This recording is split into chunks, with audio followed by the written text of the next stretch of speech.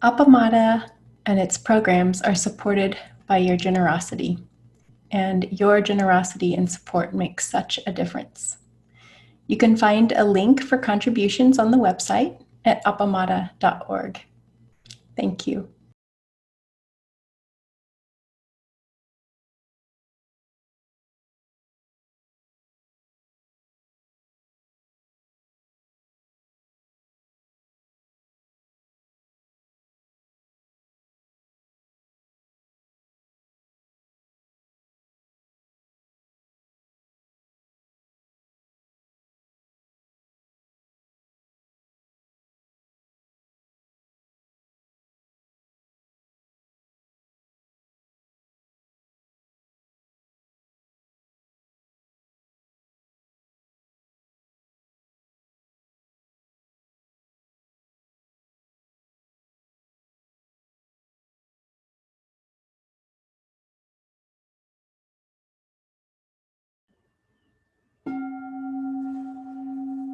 Prepare for Dharma talk.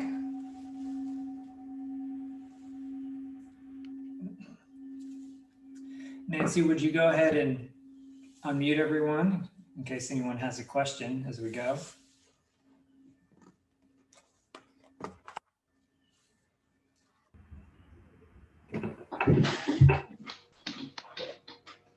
All right, so been unmuted. So if you have background noise, you want yourself. But now you have the power to mute and unmute yourself if you would like to ask a question.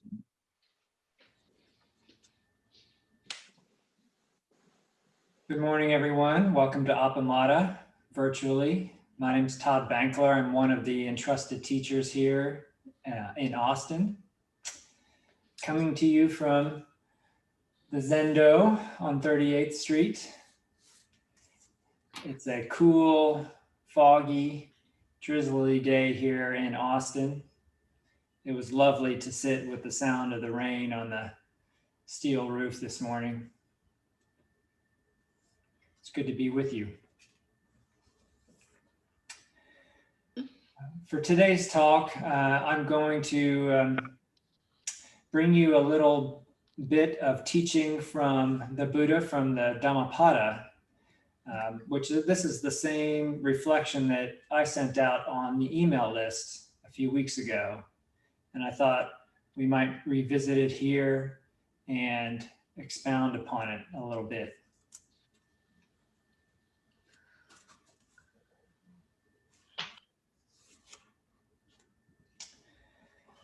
So this is from the Dhammapada, an ancient sutra or teaching from the Buddha, historical Buddha.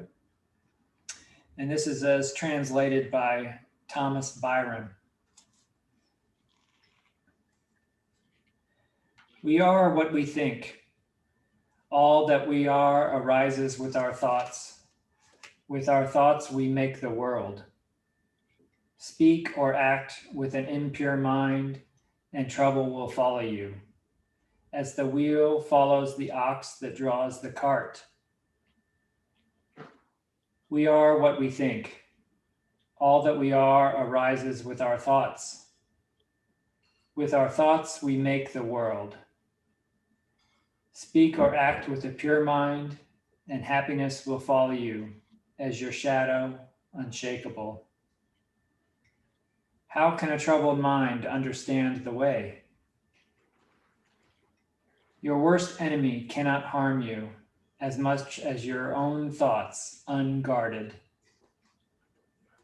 But once mastered, no one can help you as much, not even your father or your mother.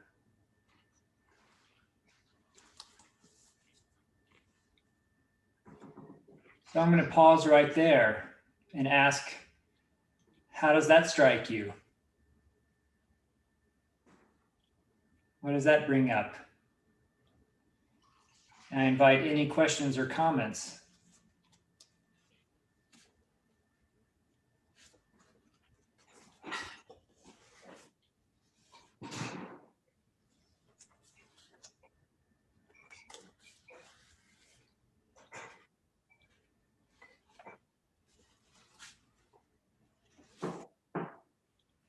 I have a question. Yes. And would you mind, I'm far away from the screen. Can you say who's speaking and where you're from? This is Darcy Hey, Darcy. Schneider in Elgin, close to Austin. So can you expound upon we are what we think in light of also we are none of the things that we think? Yeah. Thank you for your question.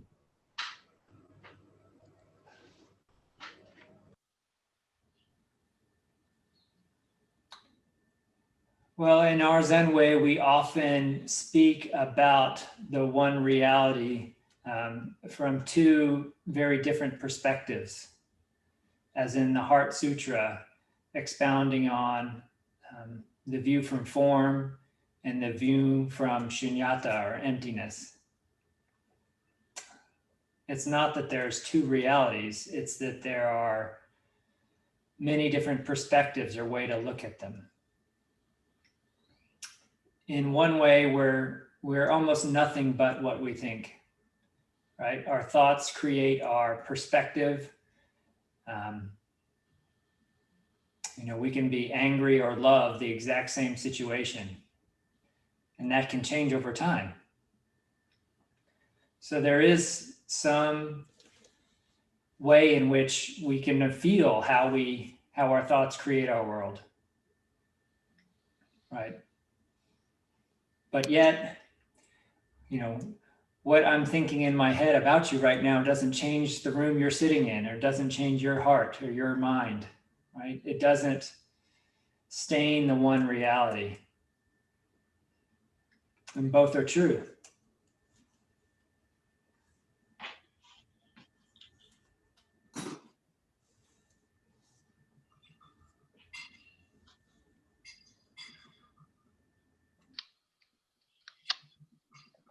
Go ahead and speak if you're ready. Matt, can you reread it, please? Yes.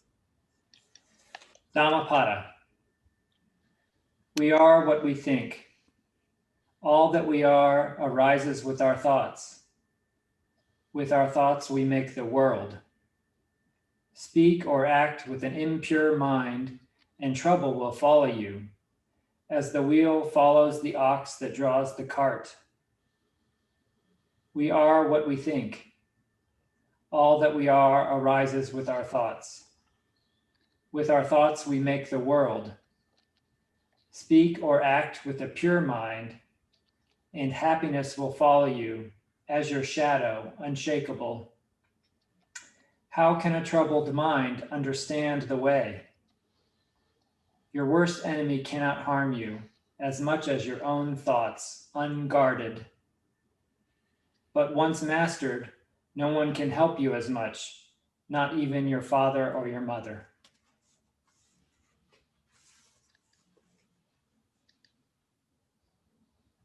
Thank you.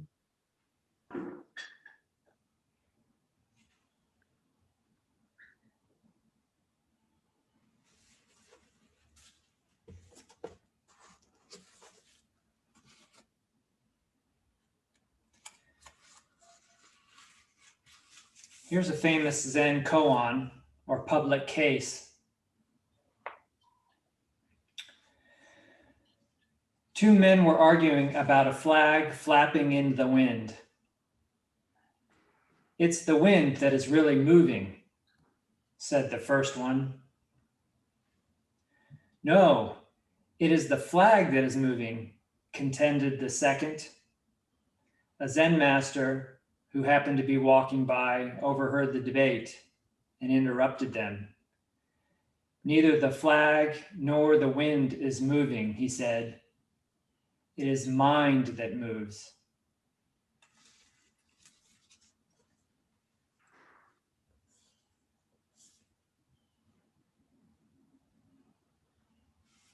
In a way, this is a similar pointer, right? There's several perspectives that anyone could take at that one time, right? It's true that the flag is moving, right?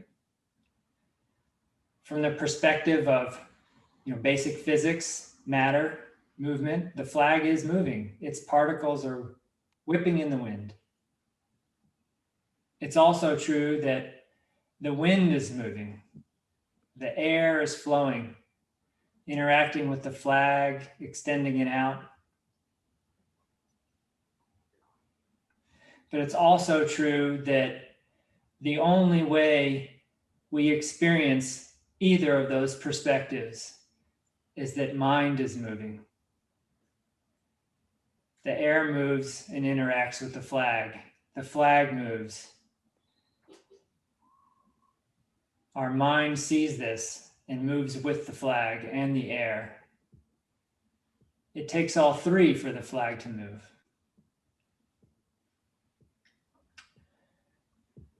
With our mind, we move the flag.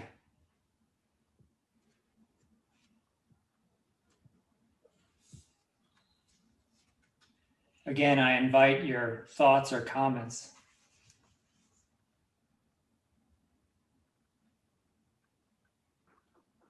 As I can't read who's who, please just speak up if you're ready and we'll do our best. Hi, my name is Becky and I'm in Vancouver, BC. The thing that seems to me about those kinds of koans, that particular one, for instance, is that they pick a limited number of perspectives in order to show about the relationship thing of perspective. But aren't we really looking for as many perspectives as we can get on everything? I don't know, are you? I think I am. I think I tend to do that. Yeah. They're a reminder to break out of the one we're usually stuck in. We usually start there and have to let go of whichever particular perspective we happen to be latched on to that day, week, month, year. It's just a little nudge from the Zen master to open your heart mind to maybe something else exists rather than the way I'm sure it is. Thank you. I saw some other hands up.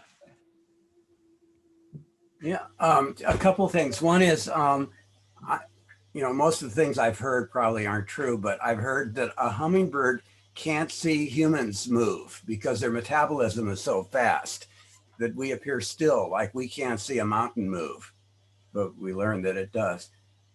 And the second is, I had an art teacher in college who said that all there is variation of densities. I don't know if there's even that, but in terms of we are what we think, it comes to the question, well, if that's true, then is there anything that is beyond what we think? And so the variation in densities was kind of his answer to that. I'm just curious of your comment on that. I've never heard the perspective of the hummingbird. Yeah. But I know that I've never seen a mountain move. Thank you for sharing.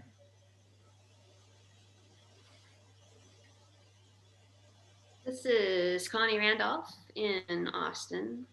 This teaching reminds me of a saying that we say in Qigong all the time, which is where the mind goes, the chi flows, and then where the chi flows, the mind goes, which I interpret as an opportunity, an invitation to practice with whichever one you can grasp onto. So if you can't feel the chi between your hands, then imagine it in. And after a while, you'll probably be able to feel it. And if you just can't believe that something is there because you can't see it, then maybe if you'll just practice enough, you'll eventually have the embodied sensation and it'll lead you to believing it. I think it's an invitation to practice with whatever you can grasp onto in that moment, but you have to practice. You have to just keep doing it over and over and over again until it can take seat with you. It's just like practicing in the dendo to me. Thank you. It sounds like a very similar pointer. Yeah, Todd, this is Ann Lipscomb in Austin, Texas. And to your question of what struck me about the Dhammapada verse was something that's always struck me about what I think of as New Age medicine, which is, this is your fault. If you get sick, something bad happens to you, it's because you've had impure thoughts. Something bad comes to you, it's because you haven't been guarded enough in your thoughts. So for me, it resonates with that, that idea that's always really struck me wrongly as a kind of blaming idea. And I'm interested to hear what you think about that. I haven't heard that perspective before, that I guess you would call it a New Age philosophy. I don't know. What came to my mind is it sounds like the cult of human agency. Right? Human agency, the fact that we as humans think we have and do the ability to control certain aspects of our lives, right? But taken to an extreme,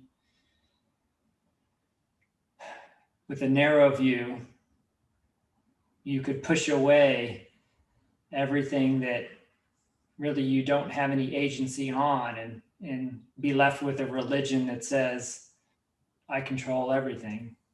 It seems like just taking that perspective and hitting the guardrail with it, ignoring everything else.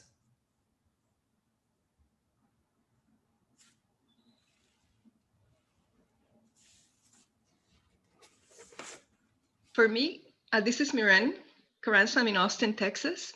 And for me, what this brings to mind is the different realities that we live in because of being influenced by our thoughts, being influenced by what we see, what we hear, and the different perspectives and the different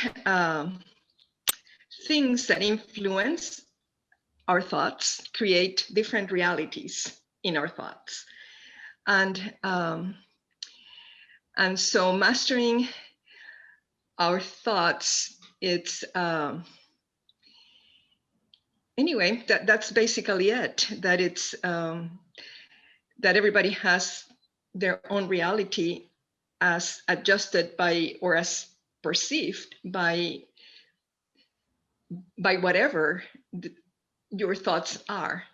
And as far as getting beyond that with a pure mind,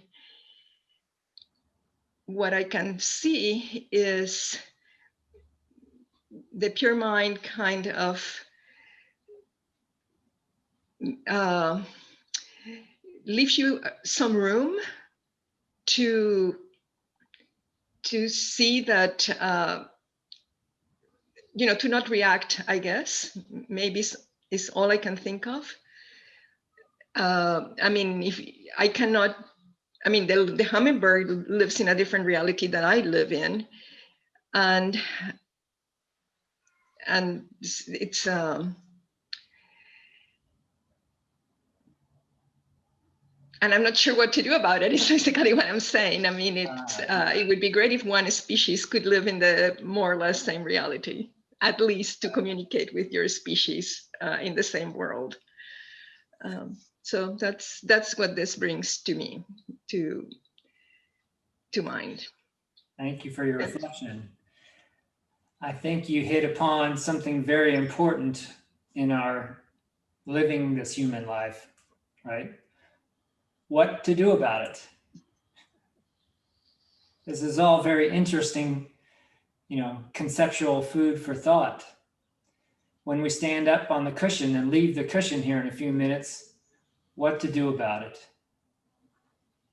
There's practice, not your ideas about it.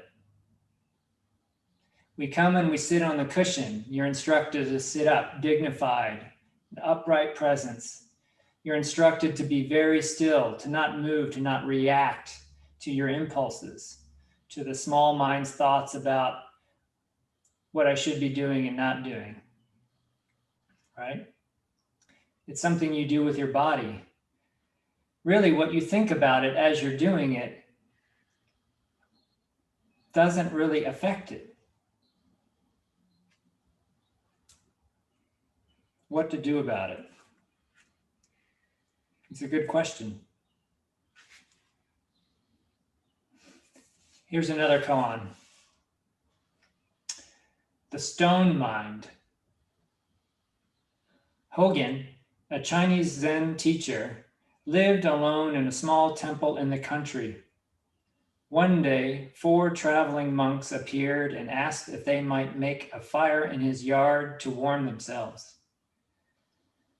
While they were building the fire, Hogen heard them arguing about subjectivity and objectivity. He joined them and said, "There is a big stone. Do you consider it to be inside or outside your mind?" One of the monks replied, "From the Buddhist viewpoint, everything is an objectification of mind. So I would say that the stone is inside my mind." "Your head must feel very heavy," observed Hogen, "if you're carrying around a stone like that in your mind."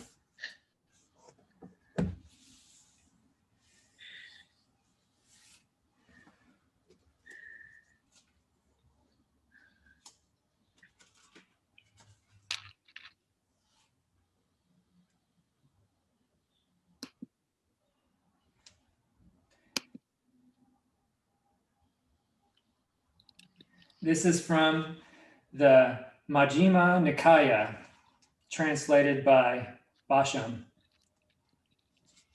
Another teaching of the Buddha, developing the mind. Develop a state of mind like the earth, Rahula. For on the earth people throw clean and unclean things, dung and urine, spittle, pus, blood, and the earth is not troubled or repelled or disgusted. And as you grow like the earth, no contacts with pleasant or unpleasant will lay hold of your mind or stick to it. Similarly, you should develop a state of mind like water, for people throw all manner of clean and unclean things into the water, and it is not troubled or repelled or disgusted. And similarly with fire, which burns all things, clean and unclean, and with air, which blows upon them all, and with space, which is nowhere established. Develop the state of mind of friendliness, Rahul. For as you do so, ill will grow less, and of compassion, for thus vexation will grow less, and of joy, for thus aversion will grow less, and of equanimity, for thus repugnance will grow less.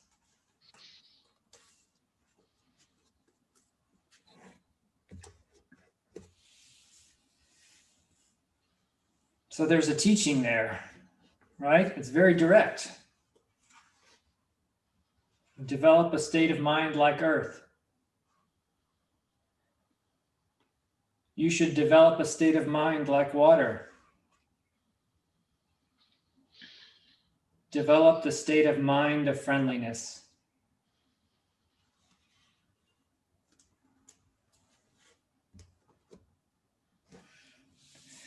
So we must take very care of this moment.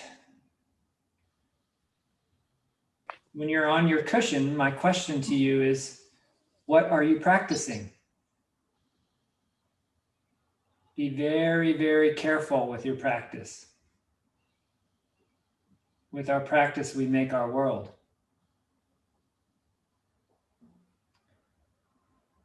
What are we practicing?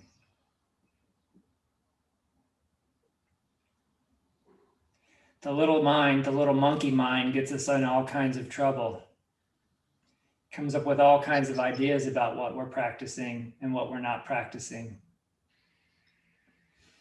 This is where our teachers come in. To hear about your practice,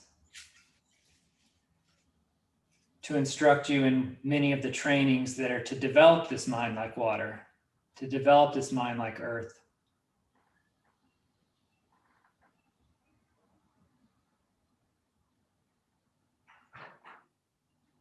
I invite your comments or your questions. Todd. This is Nelda Adamson in Austin, Texas. Good morning. Good morning. So in the context of pure mind, that practice generally leads to action or inaction. And they're connected. Pure mind leads to right action, and impure mind to goodness knows what you might get.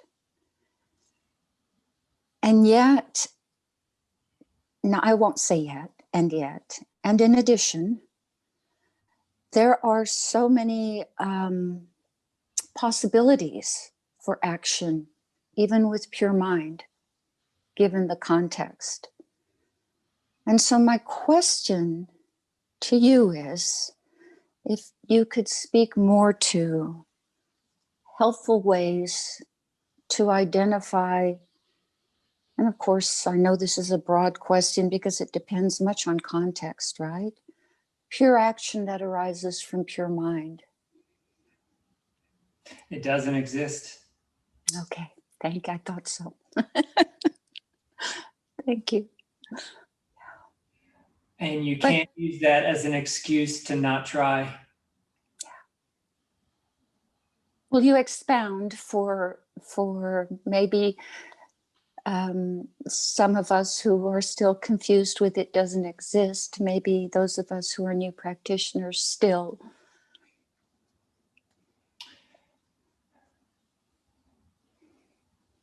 The search for the pure mind begins with the small mind. That's who's searching. And when it erupts from small mind, how could it grasp pure mind?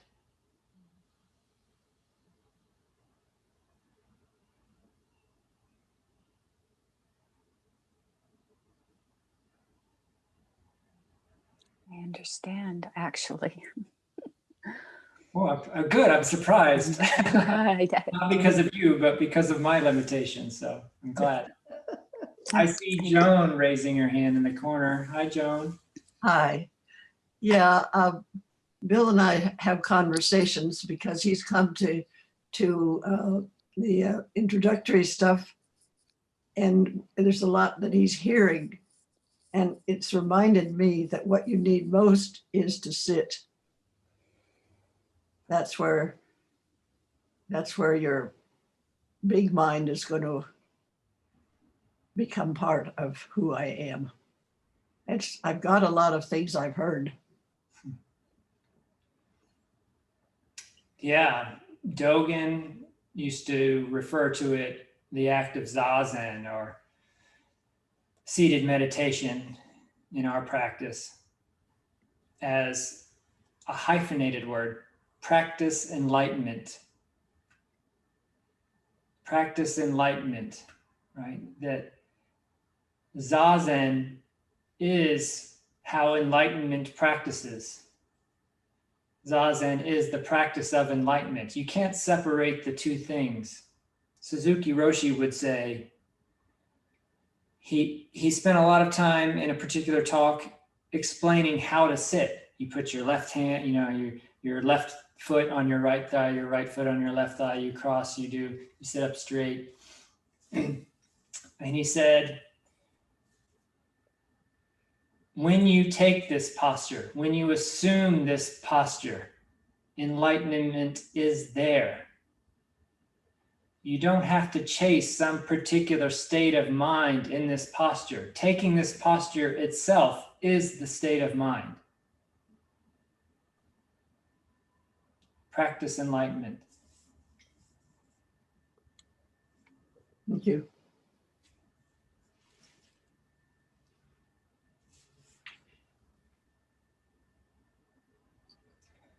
I can't see all the screens, so if you're ready to speak, just please speak up.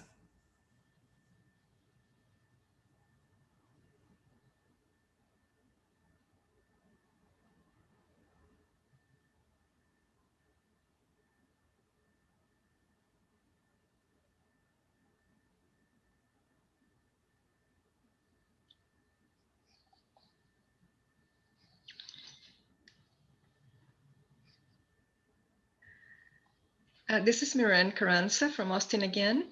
I just want to say that I'm still stuck in the hummingbird.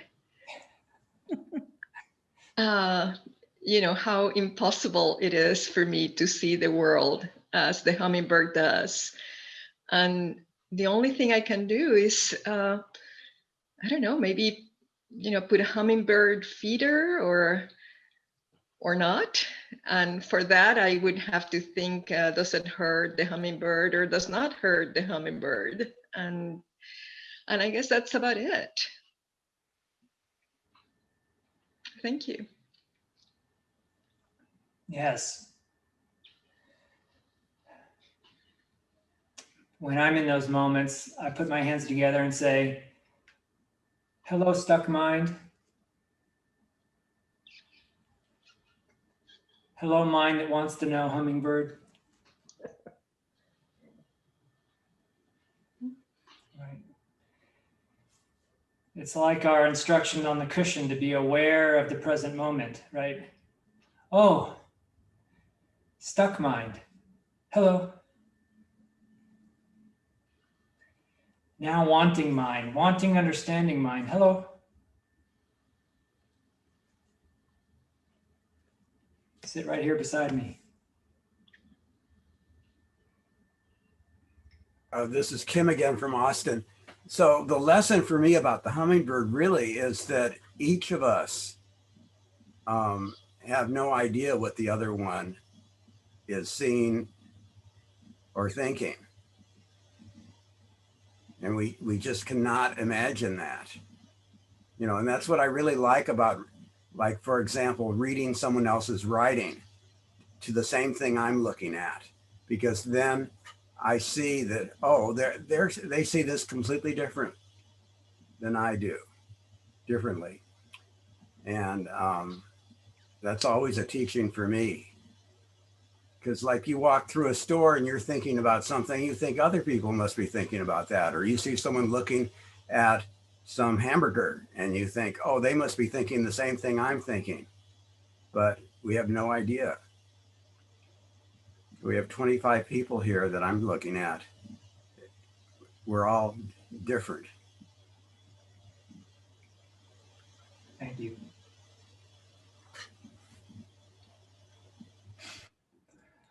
I'll read it one more time and then we'll wrap up. From the Dhammapada. We are what we think.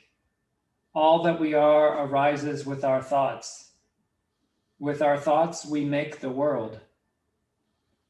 Speak or act with an impure mind, and trouble will follow you, as the wheel follows the ox that draws the cart. We are what we think. All that we are arises with our thoughts. With our thoughts, we make the world. Speak or act with a pure mind, and happiness will follow you as your shadow, unshakable. How can a troubled mind understand the way? Your worst enemy cannot harm you. as much as your own thoughts, unguarded. But once mastered, no one can help you as much, not even your father or your mother.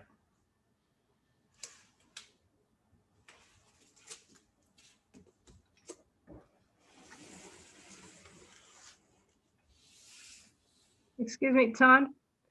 Did you put this reference in your email to us? I did. It was one of the reflections a few weeks ago. Okay. And if you're curious, I'm pulling from the book Teachings of the Buddha. I don't know if you can read it, it's too far away. Teachings of the Buddha, edited by Jack Kornfield. Thank you.